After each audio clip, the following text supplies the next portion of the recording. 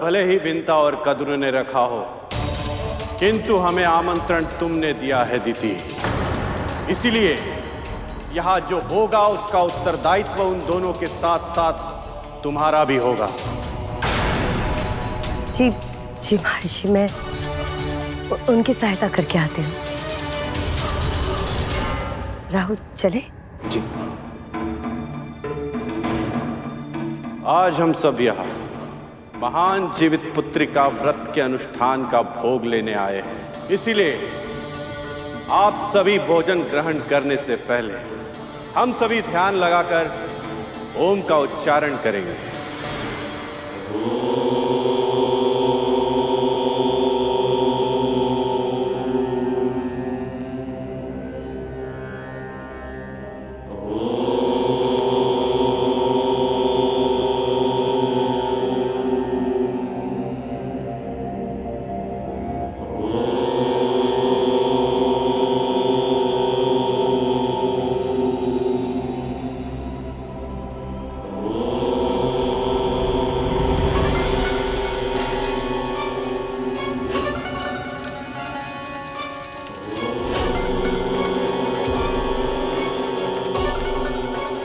ये गरुड़ कहाँ रह गया? मैं भी यही सोच रहा हूँ कालिया, अभी तक फल लेके क्यों नहीं आए?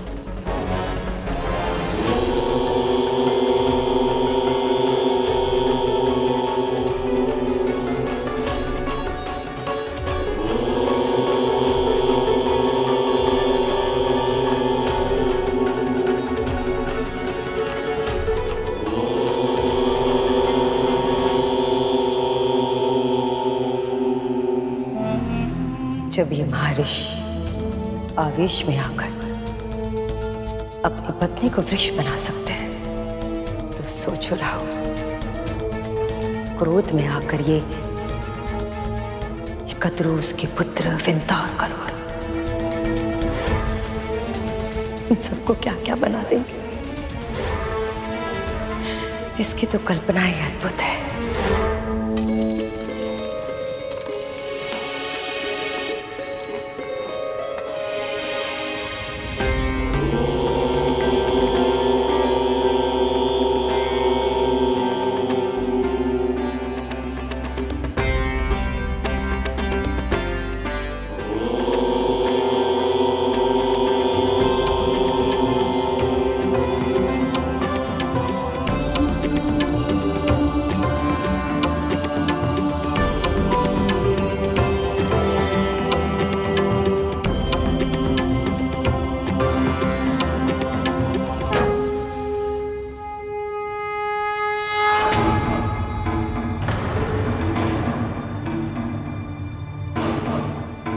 कुछ भोजन भी मिलेगा या ऐसे ही लौटना पड़ेगा? बस अभी आया महर्षि।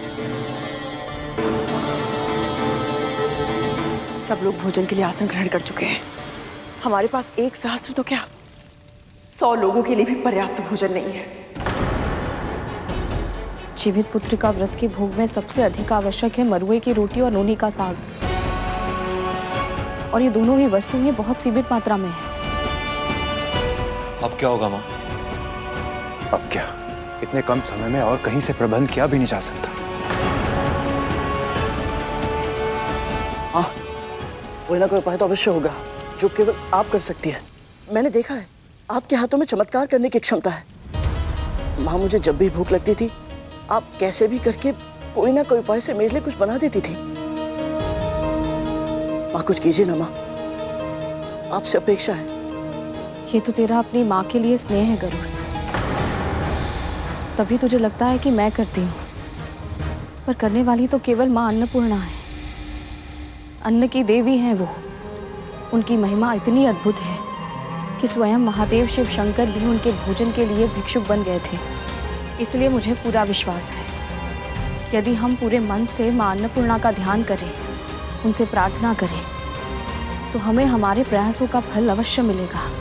ये सब करने से हमारी समस्या का समाधान कैसे होगा वो मैं नहीं जानती, किंतु हाँ, माँ अन्नपूर्णा अन्न की देवी है। मैं प्रार्थना अवश्य करूंगी उनसे।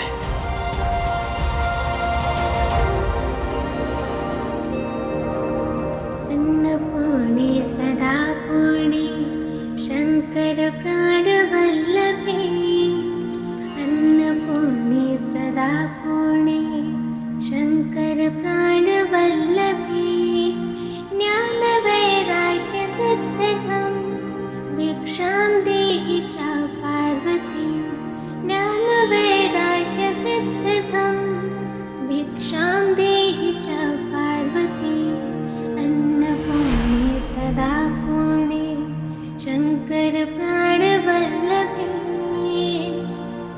माता च पार्वती देवी पिता देवो महेश्वरा माता च पार्वती देवी पिता देवो महेश्वरा बान्धवाशु भक्ताशु स्वदेशो भुवनत्रयं बान्धवाशु भक्ताशु स्वदेशो भुवनत्रयम्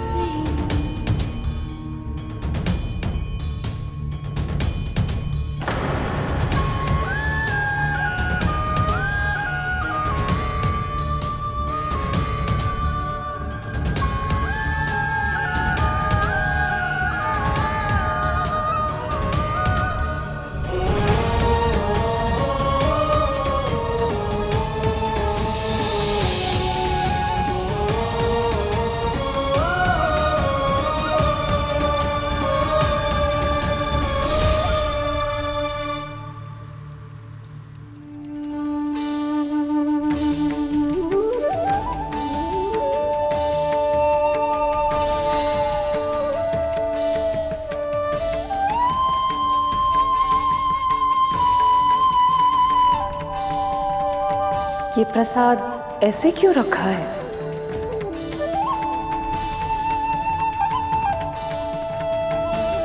माँ, आप कौन है?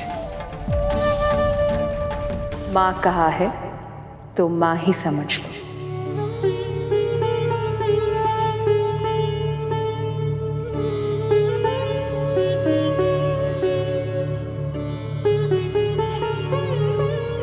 इस प्रसाद को अब खुला मत छोड़ो और इस पत्तों को पूरी तरह हटाए बिना इस करछी से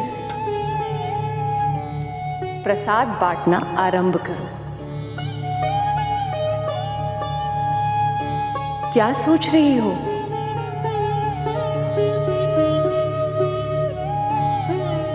अतिथि भूखे हैं, जाओ भोग खिलाओ उन्हें।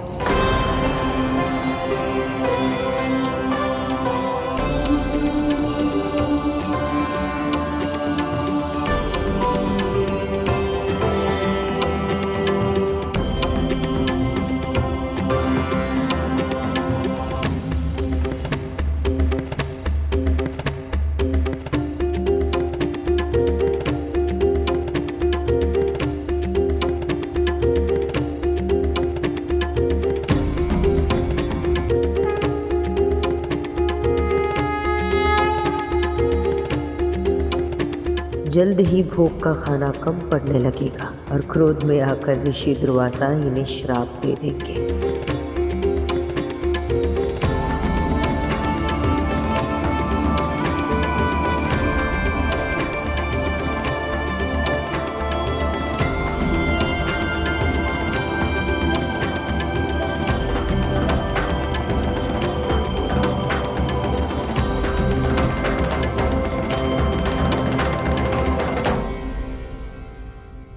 स्वादिष्ट व्यंजन, अद्भुत स्वाद।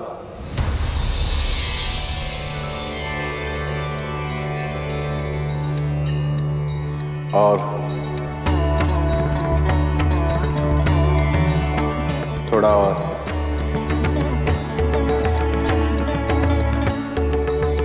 जिस क्रोध की आंधी की आशंका थी वो शीतल विहार में बदल गई। महर्षि और इनके 1 सहस्त्र शिष्य को भोजन कराने में हम सफल रहे। यह असंभव कार्य केवल अन्नपूर्णा मां की कृपा से ही संभव हो पाया।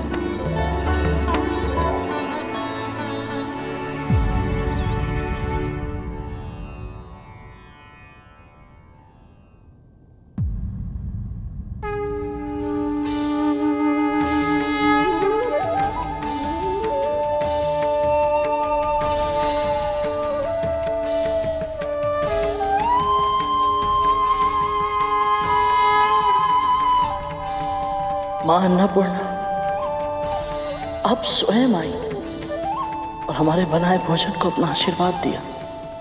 आपकी सदा ही जय हो।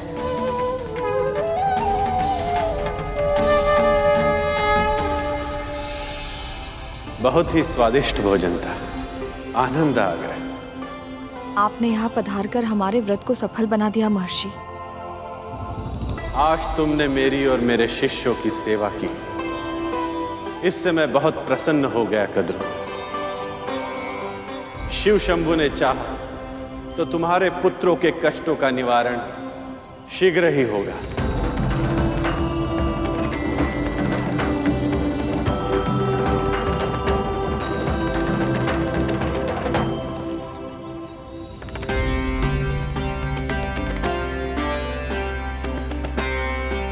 तुम दोनों में अपार संभावना है। शंभु की कृपा से तुम अपनी योग्यता के सबसे ऊंचे शिखर को प्राप्त करो। इतने शक्तिशाली बनो कि संसार तुम्हें सदा स्मरण रखे।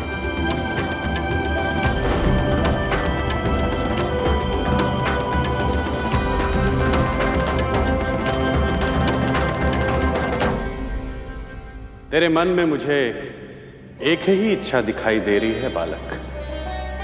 बहुत शीघ्र ही तू उसे पूर्ण करने का मार्ग खोज पाएगा। बस आपका आशीर्वाद सदैव मेरे साथ रहे महर्षि।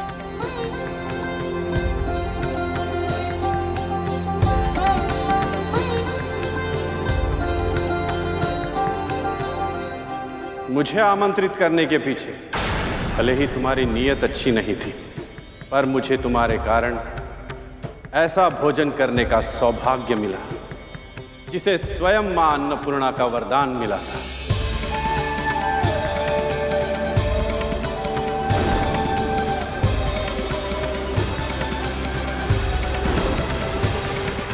ऐसे महाभोग के बाद क्रोध का शमन हो जाता है और मन परम शांत हो जाता है। इसीलिए आज मैं तुम्हें कोई श्राप नहीं दूंगा, पर एक चेतावनी अवश्य दूंगा।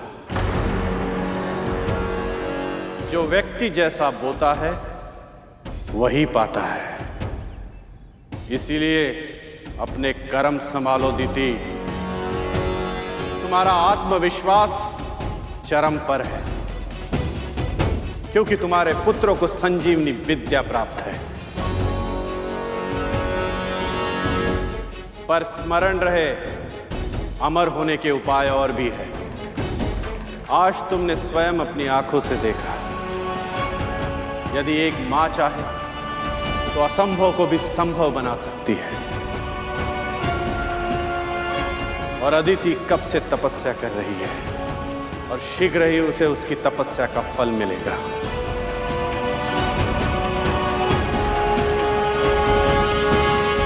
पर उसका परिणाम तुम्हारे पुत्रों के लिए कैसा होगा, यह तुम्हारे कर्मों पर निर्भर करता है।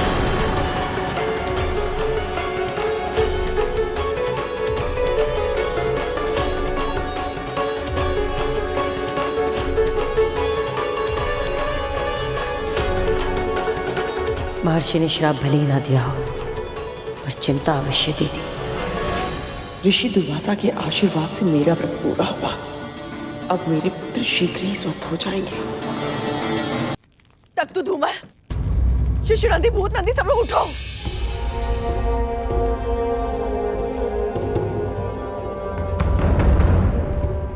शिशु नंदी, पुत्र, उठो पुत्र। धूमल, धूमल उठ भाई, धूमल उठ। आंखें खोलो अपनी। सुनते क्यों नहीं हो? देखो हमें। पुत्र, पुत्र, उठ जाओ।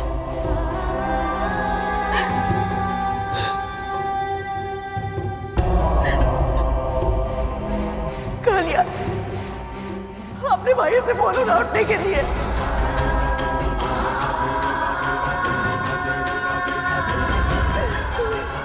दक्षा, अपने भाइयों को उठाओ ना।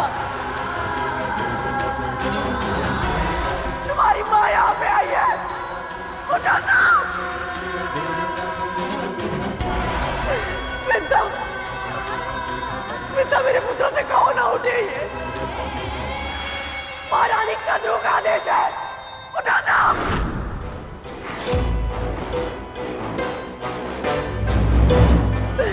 गोविंदा,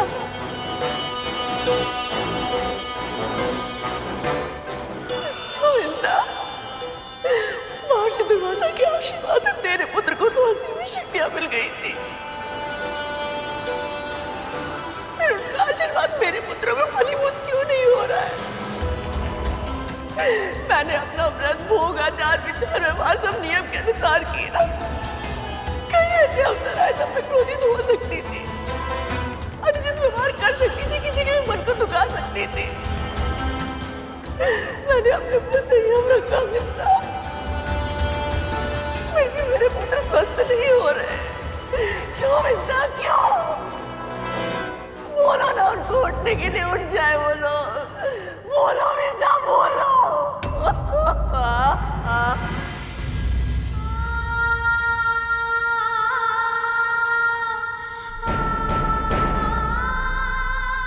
मेरी भक्ति में क्या कमी रह गई मिलता? क्या कमी रह गई? नारायण मुझसे क्यों रुष्ट हो गए मिलता? क्यों रुष्ट हो गए?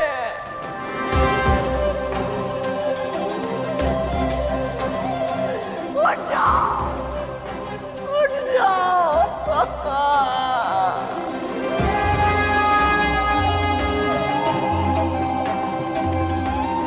अब हम क्या करें माँ? हम सभी की आशा इस व्रत पर टिकी हुई थी।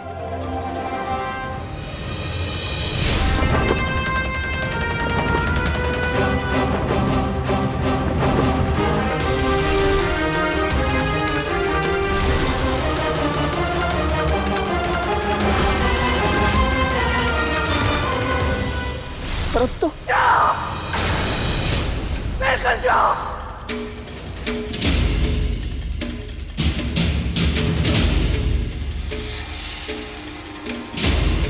मुझसे क्या पूछ रहा है? मुझसे पूछ, इस माँ से पूछ। आज मेरे पुत्रों की दशा तेरे कारण हुई है गरुड़, तेरे कारण।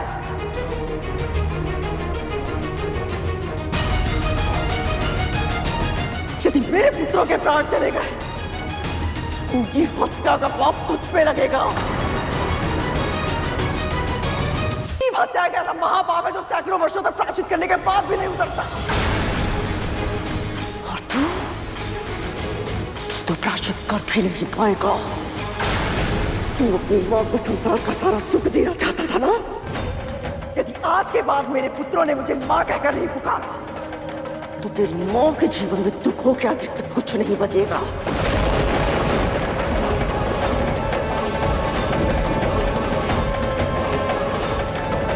यदि इतनी अल्पायु में मेरे पुत्र काल के गाल में समा गए, तो तू भी सुखों से भरपूर परिपूर्ण जीवन नहीं जी पाएगा।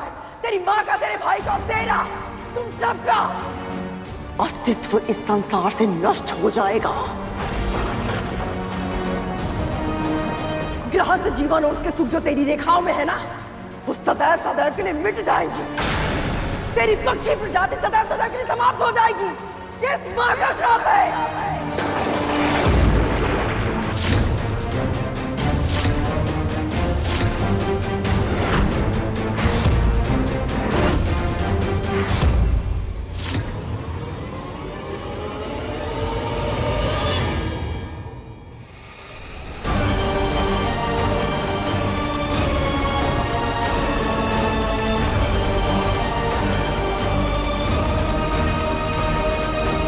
गृहस्थ जीवन और उसके सुख जो तेरी रेखाओं में है ना, वो सदैव सदैव के लिए मिट जाएंगी।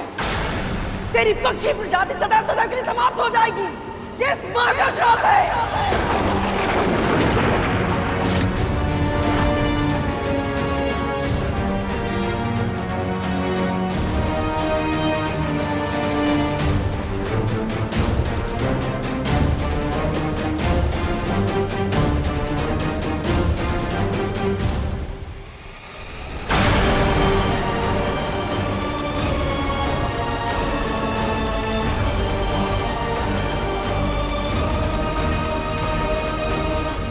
तेरी पक्षी प्रजाति सदैव सदैव के लिए समाप्त हो जाएगी।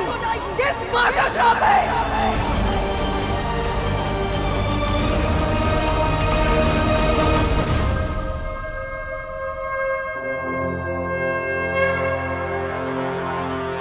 ऐसे मुस्कुरा क्यों रहे आप प्रभु?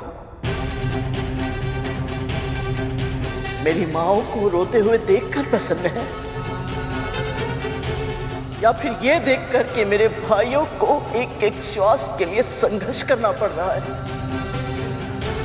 या फिर मुझे इतना विवश, इतना असहाय देखकर प्रसन्न है आप? आज मेरी दोनों माएं मुझे अपने ही भाइयों का हत्यारा समझ रही हैं और आप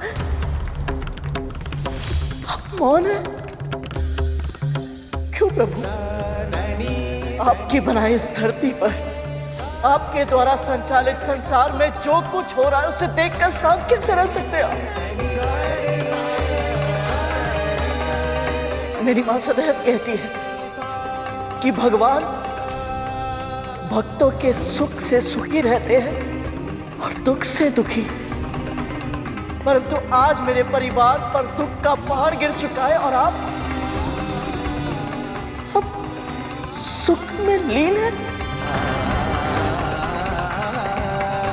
क्यों आपकी तपस्या, आपका ध्यान भंग नहीं हो रहा?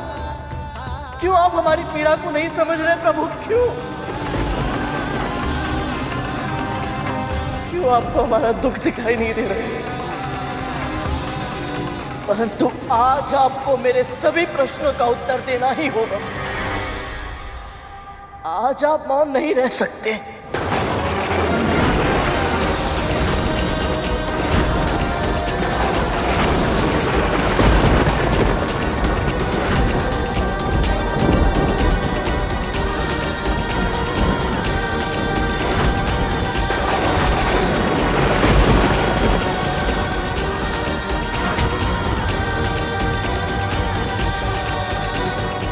मेरी मां ने सदैव आपकी ही भक्ति की है प्रभु, और वो सदैव यही कहती है जहां सत्य होता है ईश्वर भी वही विद्यमान होते हैं। इसलिए आज आपको मेरे सत्य को उजागर करने आना ही होगा प्रभु, आना ही होगा आपको।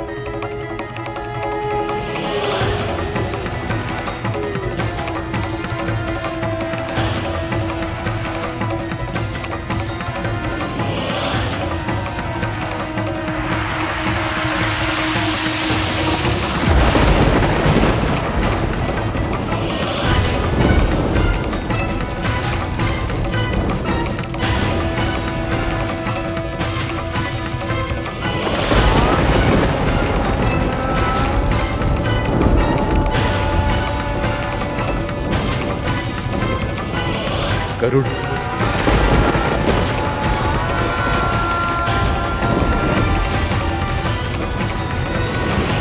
गरुड़,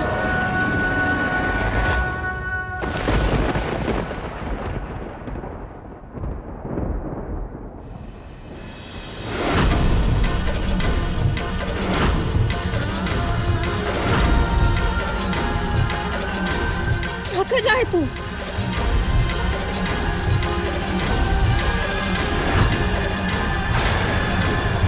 गरुड़, स्वयं को कष्ट देने से क्या होगा?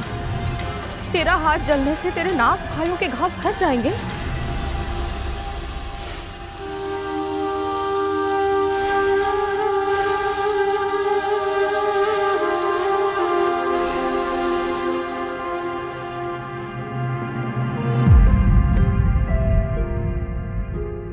बड़ी मां ने मुझे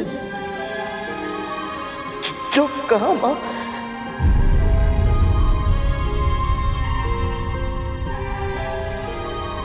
चुप हो जा पुत्र, चुप हो जा।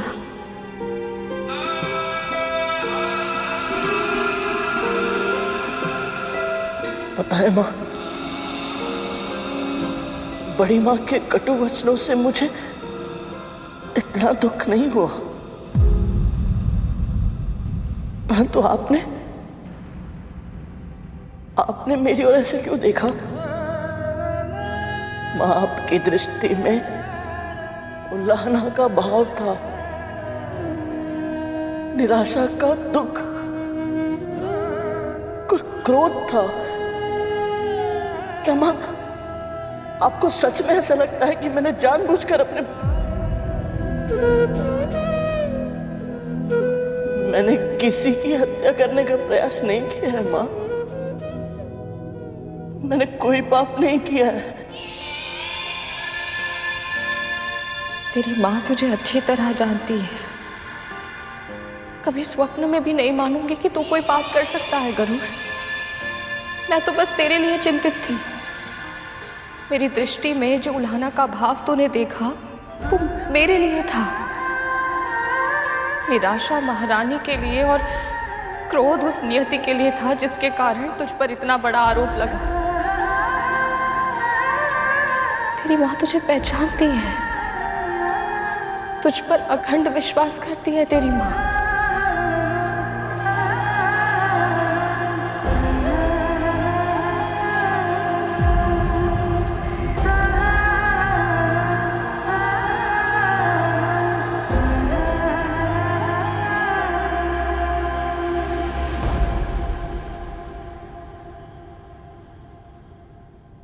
आप ऐसा नहीं कर सकते प्रभु। जानती हूं मैं, वरदान देने से पहले आप सदैव अपने भक्तों की परीक्षा लेते हैं ताकि उस प्रक्रिया के माध्यम से हम स्वयं को आपके आशीर्वाद योग्य बना पाए। पर एक माँ की इतनी बड़ी परीक्षा तो आप भी नहीं ले सकते। ये अधिकार आपको भी नहीं है नारायण।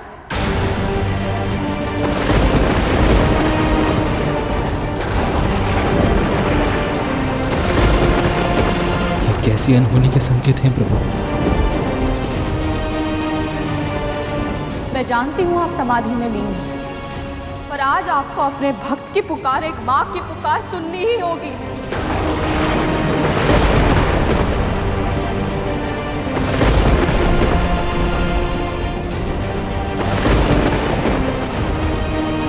मैंने और मेरे पुत्र ने मन से, वचन से, कर्म से कभी किसी का अहित नहीं किया, और इसका साक्षी और कोई हो ना हो आप स्वयं है नारायण।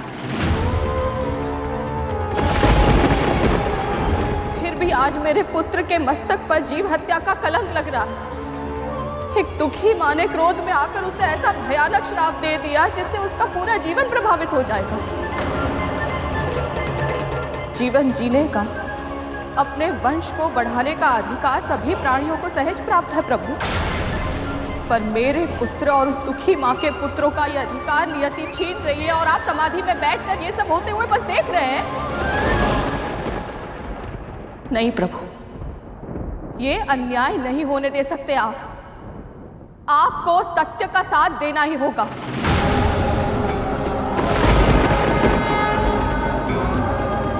मेरा पुत्र निर्दोष है, ये सिद्ध करना ही होगा आपको।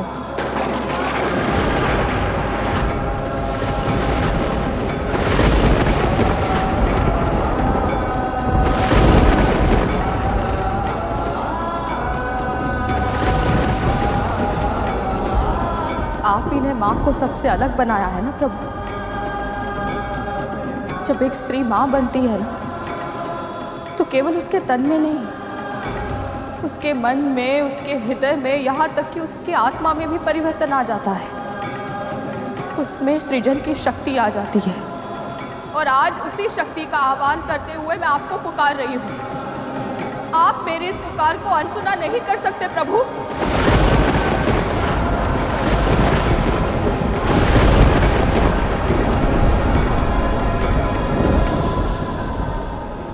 जब किसी बालक को चोट लगती है ना, तो उसके मुंह से सबसे पहले जो शब्द निकलता है वो माँ होता है, क्योंकि उसे पूरा विश्वास है यदि उसकी माँ उसके साथ है, वो उसके लिए प्रार्थना करती है, तो कोई संकट उसे छू भी नहीं पाएगा। आज यदि आपने मेरी विनती को अनसुना कर दिया ना प्रभु, तो सभी बालकों का अपनी मां से विश्वास उठ जाएगा। और यदि ऐसा हुआ तो भक्तों का अपने भगवान के ऊपर विश्वास कैसे बचेगा नारायण? आपकी सृष्टि का आधार ही डगमगा जाएगा। आज एक भक्त को अपनी भक्ति पर शंका हो रही है। यदि आज आपने इस भक्त की पुकार नहीं सुनी तो समस्त संसार का भक्ति से विश्वास उठ जाएगा प्रभु।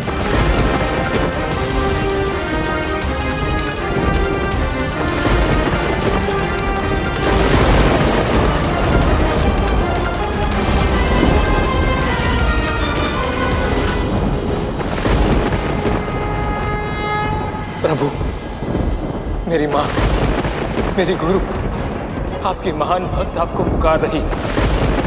मेरे भाइयों के प्राण संकट में है प्रभु। उनका दर्द मुझसे देखा नहीं जा रहा। उन पर कृपा कीजिए प्रभु।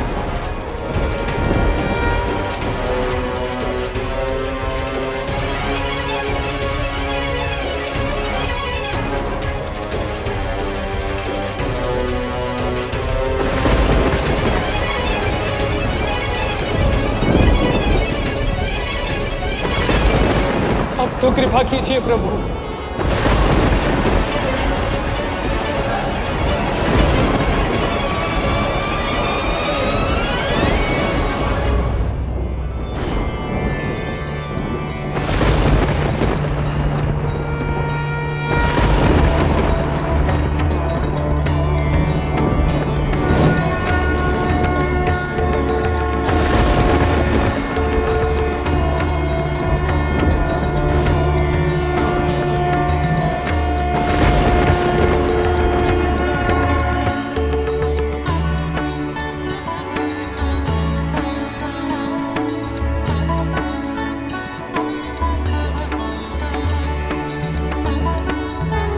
प्रभु,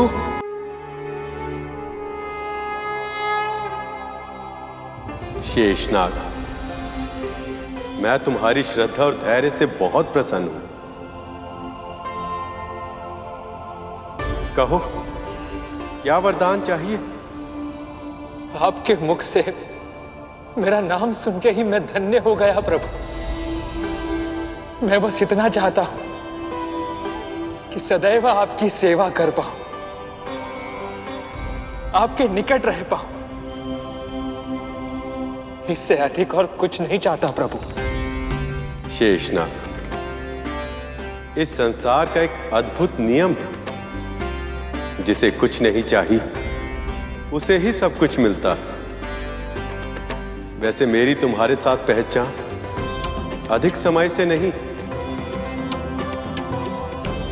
किंतु जब से लक्ष्मी मुझे छोड़कर गई तब से तुम मेरे साथ हो। एक भाई की भांति तुमने मेरा ध्यान रखा है। इसलिए जब जब मानव कल्याण के लिए मुझे संसार में अवतरित होना होगा, तब तब किसी न किसी रूप में तुम सदैव मेरे साथ रहोगे। और जब जब मैं वैकुंठ में रहूंगा, तब तुम मेरी शैया बनोगे। अपने भाई की गोद में विश्राम करके मुझे रक्षा और शांति का आभास होगा, और तब मैं सृष्टि का संचालन और भी आसानी से कर पाऊंगा। यदि ये आपको स्वीकार हो तो। प्रभु, जिसकी कल्पना भी न की थी, आपने वो आशीर्वाद दिया है मुझे जो संसार को सुख देते। यदि मैं उन्हें तनिक भी सुख और विश्राम दे पाऊं, तो इससे बड़ा सौभाग्य क्या होगा मेरे लिए।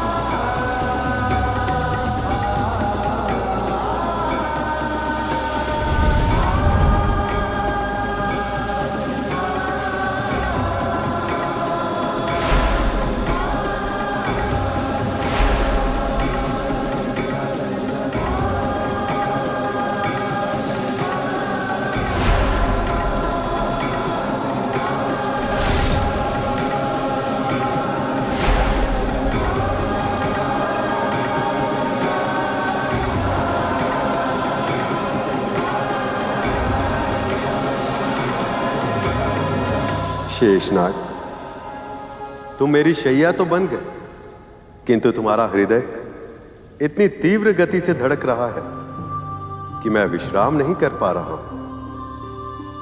बताओ, तुम्हारा हृदय इतना विचलित क्यों है? क्षमा कीजिए प्रभु, पर जो भी मन में है निसंकोच कहो शेष। प्रभु, आपके समाधि से बाहर आने से पहले जो व्यथा मेरे मन में थी वो अब भी वही है। पृथ्वी पर जो कुछ भी हो रहा है उसी से मेरा मन विचलित है प्रभु। तुम मेरा आसन तो बन गए, किंतु माया के जाल से अब भी जकड़े हुए हो शेष। सारा संसार छोड़ दिया, पर मां तो संसार से ऊपर होती है ना प्रभु। मेरी मां कद्रू ने क्रोध में आकर मेरे भाई गरुड़ को इतना बड़ा श्राप दे दिया कि मैं कुछ सोच ही नहीं पा रहा कि किसके लिए दुखी हूं।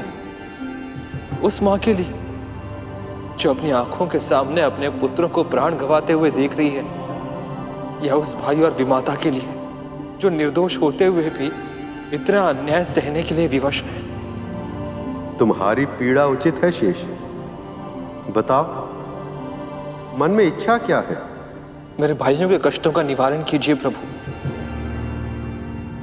उन्हें जीवन दान दे दीजिए ताकि मां कद्रू का श्राप सार्थक न हो पाए और गरुड़ और विमाता विंता का भी उद्धार हो जाए।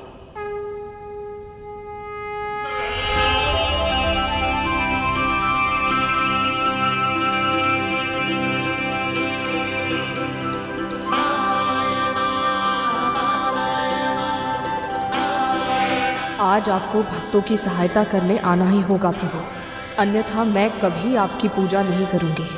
आप पर से मेरी आस्था खत्म हो जाएगी। प्रभु, आपको आना ही होगा, आना ही होगा आपको।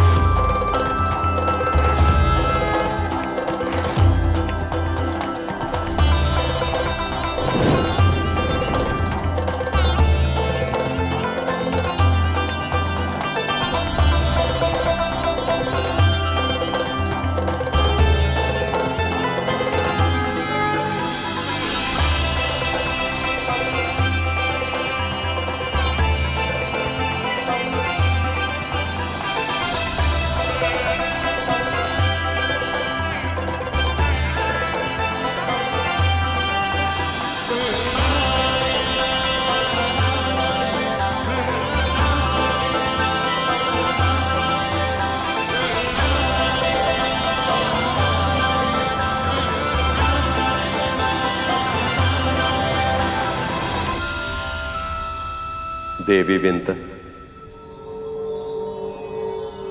आपने सही कहा था।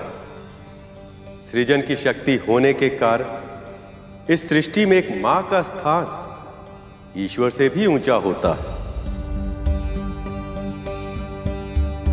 जब एक मां पुकारती है तो ईश्वर को भी आना पड़ता है।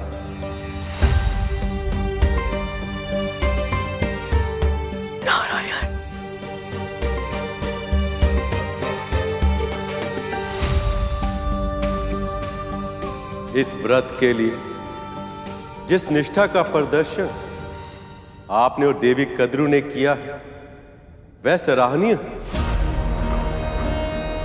और आप दोनों ने मुझे भोग देकर अपने इस व्रत को संपूर्ण नहीं किया और इसीलिए अब तक मैं आपको दर्शन नहीं दे पा रहा था।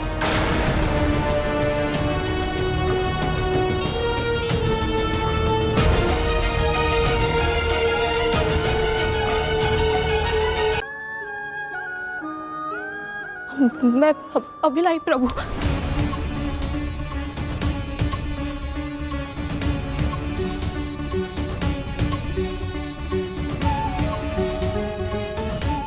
लीजिए प्रभु।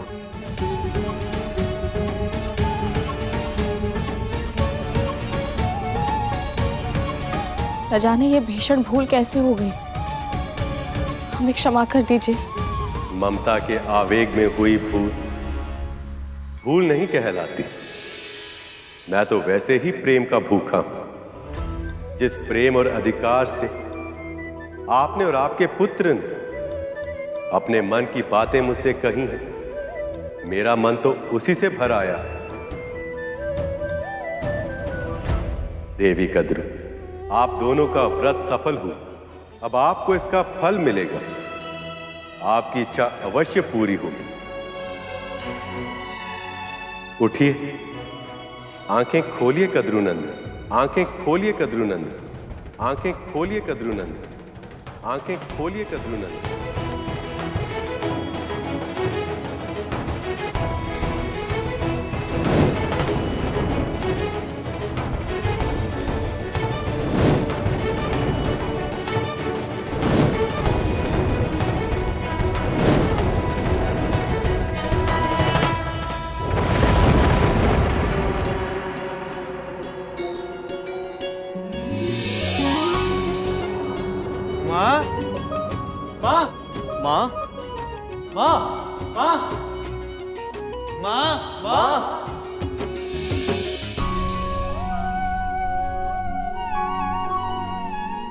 मेरे पुत्र,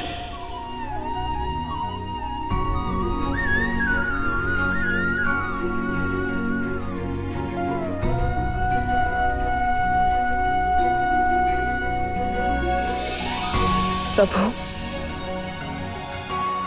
इस व्रत को सफल बनाने के लिए गरुड़ ने जो प्रयास किए हैं, उनके प्रभाव से इसका प्रायश्चित पूरा हुआ। वैसे भी सभी नाग जीवित हैं, इससे जीव हत्या ना होने के कारण देवी कद्रू का श्राप भी फलीभूत नहीं होगा। जिसके जीवन के लक्ष्य बड़े हों, उसके मार्ग में समस्याएं भी अधिक आती हैं। तैयार हो जाओ गरुड़, अब तुम्हारे मार्ग में शीघ्र ही अनेक बाधा विघ्न आएंगे, अनेक परीक्षाएं होंगी, पर स्मरण रहे, स्वर्ण अग्नि में तपकर ही कुंदन बनता है।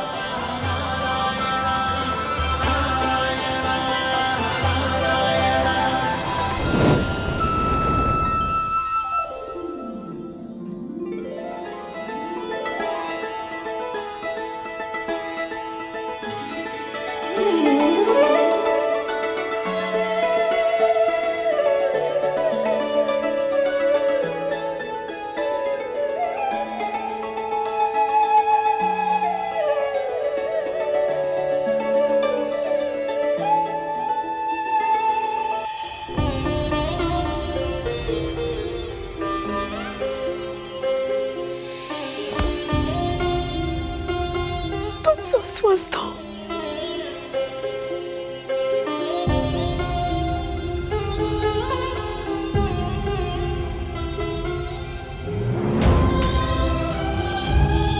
आज के बाद कोई भी आपदा या विपदा तुम सब तक नहीं पहुंचने दूंगी।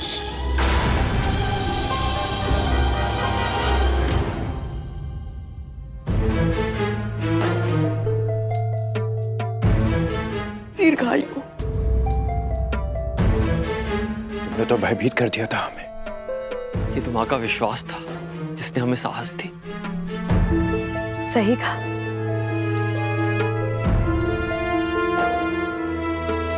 कद्रू, जितना कठिन तुम्हारा व्रत था उतनी ही निष्ठा से निभाया तुमने। ये तुम्हारे ही व्रत का फल है जो तुम अपने पुत्र को यम के फंदे से बचा कर ले आए। ये चमत्कार केवल तुम ही कर सकती थी कद्रू। यम के फंदे से?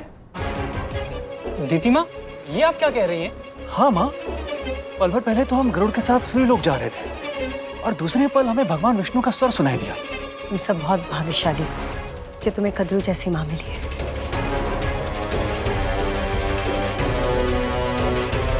इसकी प्रार्थनाओं के कारण आज तुम सब जीवित हो, वरना वो विंता और गरुड़, उसके कारण तो तुम सब लगभग मर ही चुके थे।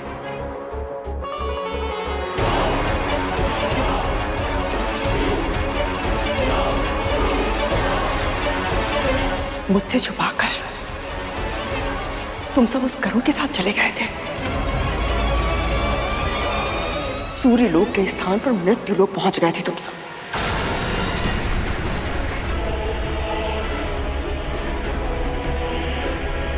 इस बार तो मैंने तुम सबको सुरक्षित कर लिया, किंतु अगली बार ऐसा कुछ मत करना। अब ऐसा नहीं होगा माँ। हाँ माँ, हम आपकी आज्ञा के बिना कहीं नहीं जाएंगे माँ।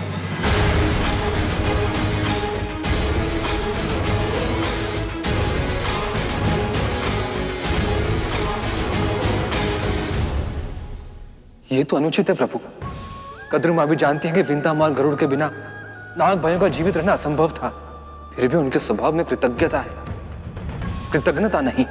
ऐसा आभास होता है जैसे विंतामाल गरुड़ की अच्छाइयों को पूरी तरह नकार दिया है इन्होंने। और दूसरी ओर विंतामाल गरुड़ भी विचित्र है। जीवित पुत्री का व्रत को सफल बनाने के लिए कितना कुछ किया है उन्होंने, और ये दोनों उसका श्रेय भी नहीं ले रहे। जानते हो ऐसा क्यों है शेष? क्योंकि कद्रू के मन में अभिमान और स्वार्थ के भाव प्रबल है, जबकि विंता और गरुड़ के मन में भक्ति और परोपकार के भावों की प्रधानता है।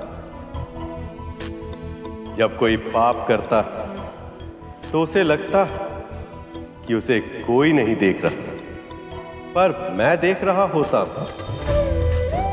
इसी तरह पुण्य करते समय भी जब कोई ये सोचे कि कोई उसे देख रहा है या नहीं, तब भी मैं उसे देख रहा होता हूं।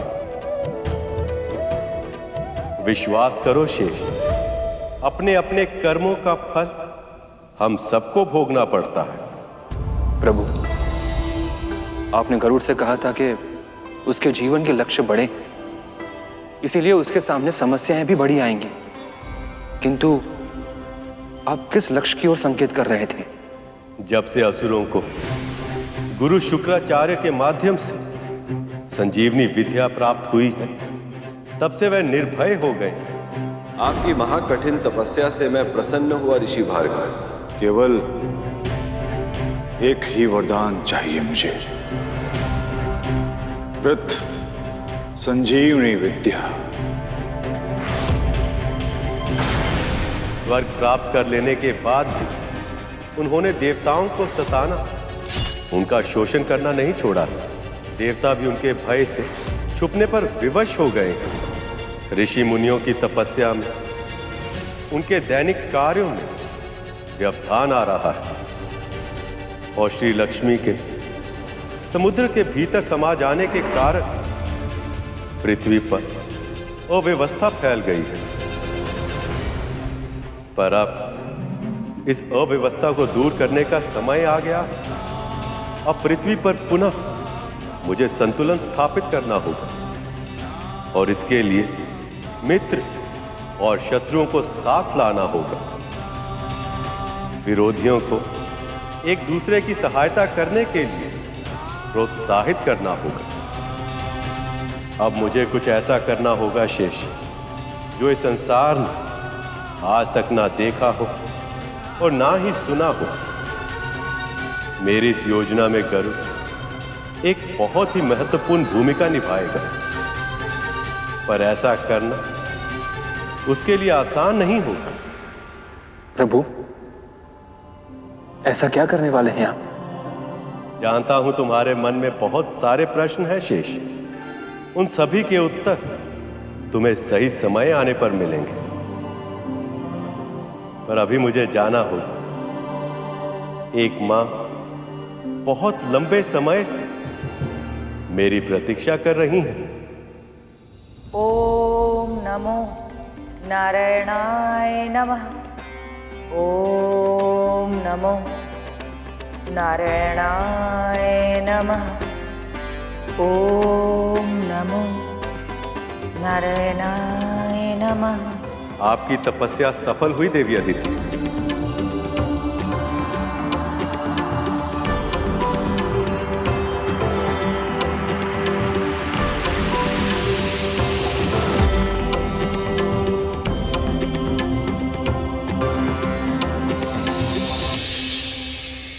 देवी अदिति, देवी अदिति, देवी अदिति, देवी अदिति।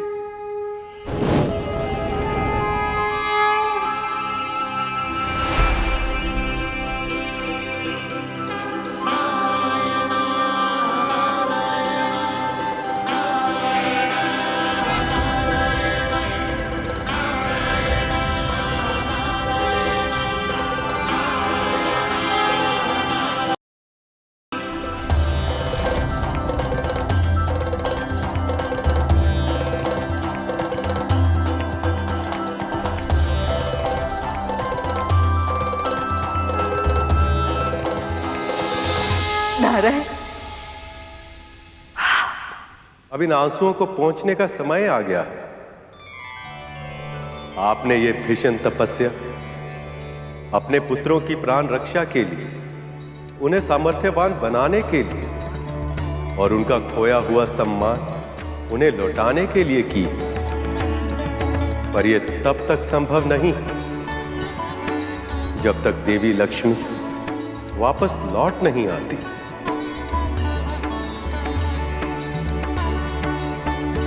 ये अपराध मेरा है प्रभु। मैं ही अपने पुत्र को अहंकार से नहीं बचा पाई, जिसके कारण महर्षि दुर्वासा का श्राप मिला। तूने विजय श्री की प्रतीक परम पूजनीय रुद्राक्ष की माला मेरे आशीर्वाद और उससे भी अधिक मेरे आराध्य भगवान शिव के वरदान का पाठ किया है। आज से तू और तेरे सभी देवता श्रीहीन हो जाएंगे। तेरा ऐश्वर्य भूमि में मिल जाएगा, श्री समुद्र में चली जाएगी। ये मेरा श्राप है तुझे। और आप और देवी लक्ष्मी विरह की असहनीय पीड़ा सहने पर विवश हो गए। देवी अदिति,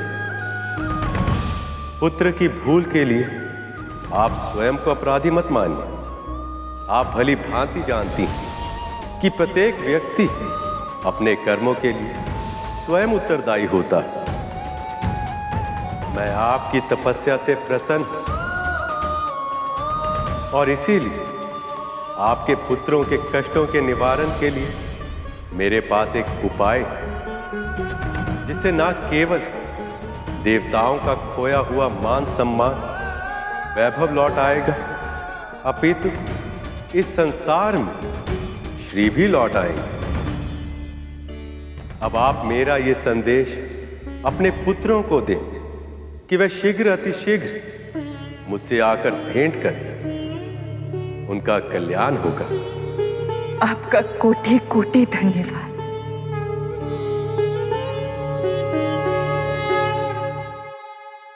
आपके मन में कोई और दुविधा भी है?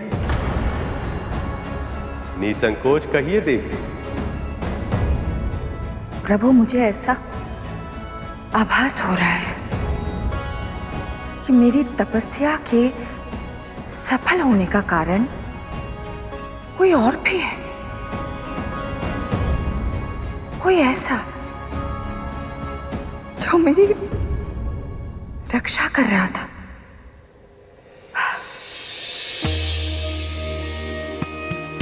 वो देखिए प्रभु।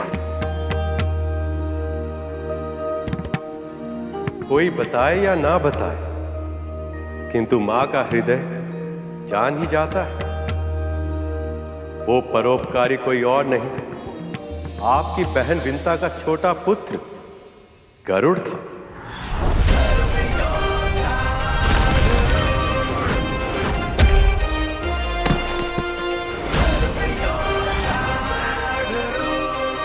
गरुड़?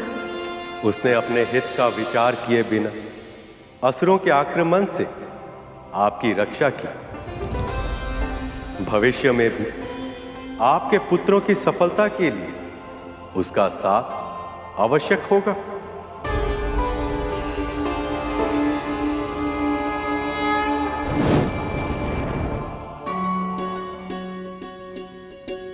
गरुड़ ने मेरे लिए इतना बड़ा परोपकार किया है और भविष्य में भी मेरे पुत्र की सफलता के लिए बड़ी भूमिका निभाएगा। मुझे शीघ्र ही उससे मिलना चाहिए।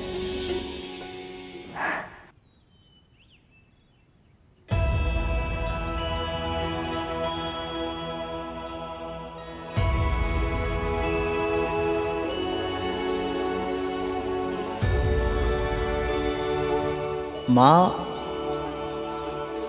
प्रभु विष्णु ने कहा था अब मेरे मार्ग में अनेक बाधा विघ्न आएंगे, अनेक परीक्षाएं देनी होंगी मुझे। इसका अर्थ क्या हो सकता है माँ?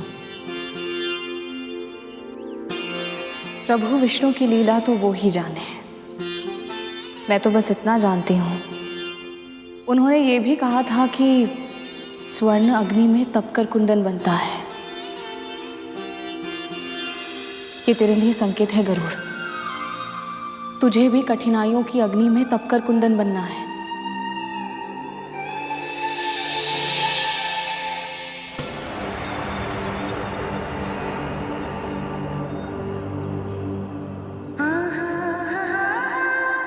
मैं पूरा प्रयास करूंगा माँ, आपकी आशाओं पर खरा उतरूंगा मैं।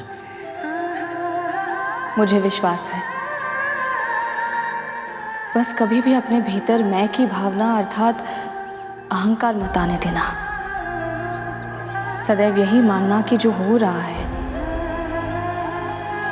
वो करने वाले प्रभु विष्णु ही हैं। तू केवल माध्यम है और कुछ नहीं।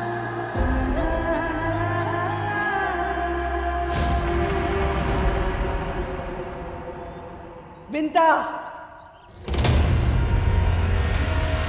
कहां मर गई तू? तू और तेरा पुत्र, तुम दोनों मेरे पुत्रों का भूखा मारोगे क्या? भोजन की व्यवस्था करो। अब पता चलेगा गरुड़ और विंता को अपना असली स्थान। एक दास चाहे कुछ भी करे, वो दास ही रहता है।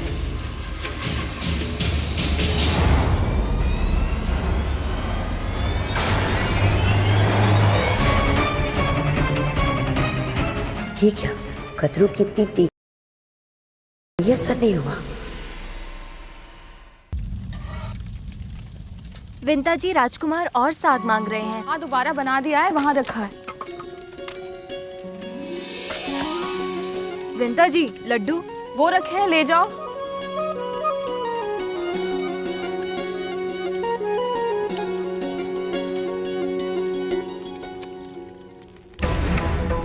छोटा सा कार्य करने में इतना समय।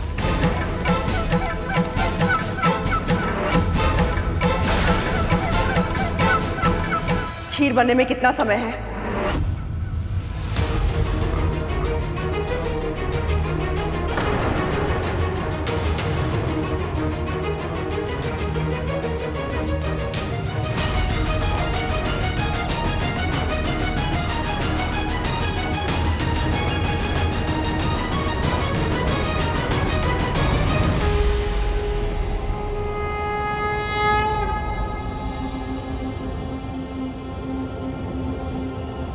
बस तुम्हारी खीर की प्रतीक्षा है विंता।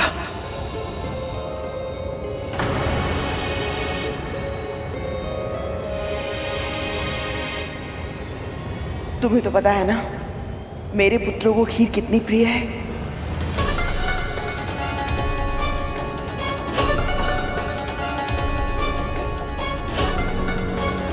कदरू का तो स्वर ही बदल गया।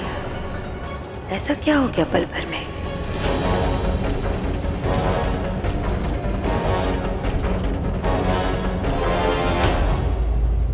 अदिति दीदी,